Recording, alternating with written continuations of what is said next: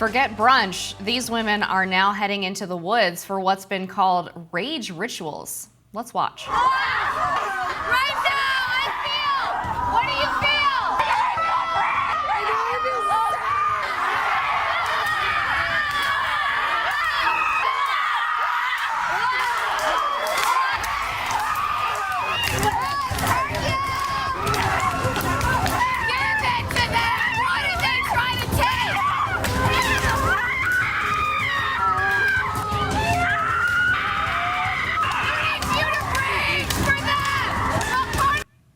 The rituals can come in the form of a weekend-long retreat, and the cost ranges from $2,000 to $4,000, or a one-day version goes for $222. One rage ritual leader, Mia Magic, explains their purpose. Take a listen. Rage has been demonized and villainized, especially in the feminine. But our sacred rage is what has incited so many movements, created so much change on our planet. It is imperative that we allow ourselves safe spaces to release this fiery, hot emotion from within us so that it can no longer poison or toxify our internal emotional reality. Even though a volcano can be destructive in its eruption, ultimately that is also what creates. Another rage ritual leader, Kimberly Helmus, told USA Today, quote, "When people do this and give themselves permission to release their anger, their capacity for joy actually expands. There are particular emotions that are accepted in the gender binary that we each need to feel. Men need to cry, and it's so healthy for men to cry, and women need to be able to get angry." I don't know, Jess, I feel like back in the day, you just like threw a pillow at the wall and you didn't have to pay $4,000 for the pleasure of doing it. But I will say, you know, outside of everyone, I think rightfully making fun of how absurd this looks, there is a serious problem among young women in terms of mental health issues. They're actually the fastest growing group in terms of the percentage of people who have a diagnosed mental illness. We've seen anxiety and depression rates really skyrocket among Gen Z women in particular. So I do think this is getting at the heart of a very worrying trend about the state of young women in our country. And I think we would do well to maybe try to dig into why exactly that's happening and why so many women are struggling with mental illness right now. Yeah, I take a big issue with the idea that the rage is what's brought social change. I don't think anyone I know that is an organizer or, you know, speaks truth to power is someone that does that work from a place of rage. It's from a place of righteousness, of knowing that there's violence being caused against the masses, whether it's a policy decision, a decision by a corporation or otherwise. A lot of the organizing is from a place of wanting peace and people to be treated nicely. It's not coming from a place of rage.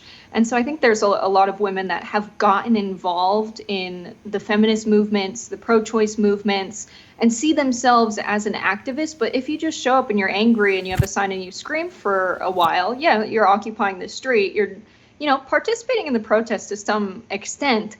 But is it productive to just be angry? I just don't think so. And looking at these rituals, first instinct is, imagine walking through the woods that day on a peaceful hike and you stumble upon this. I mean, what an absolute nightmare. As someone who goes into nature for peace, to find peace within myself, very concerning to see this happening out there. But they're not hurting anyone, so I'm also kind of like, to each their own. If it works for you, only sticks were harmed in the process, I guess. I guess so. There's a Free Press article by Olivia Reingold. She actually went to one of these retreats and talked to some of the leaders who were talking about their intentions for this. I guess they also do Zoom meetings where the women just yell into their cameras. But she says at the end of this article that one of the leaders told them that they can sign up for a 5-day retreat in France, and the cost is $6,500 plus airfare. So the women who are participating might think that this is a real thing that's helping them, but I'm getting the sense that this is a big grift to really take advantage of young women kind of struggling. The people who are putting these on are making a big chunk of change off of having these so-called retreats, and I think they know exactly what they're doing. It does sound like a grift. How angry can you be if you have like $6,500 to go to France to scream for a while? Yeah, and your Lululemon pants. I don't know. I'm not saying money fixes every problem, but like, where's the rage coming from? There are a lot of working class people that can hardly make ends meet.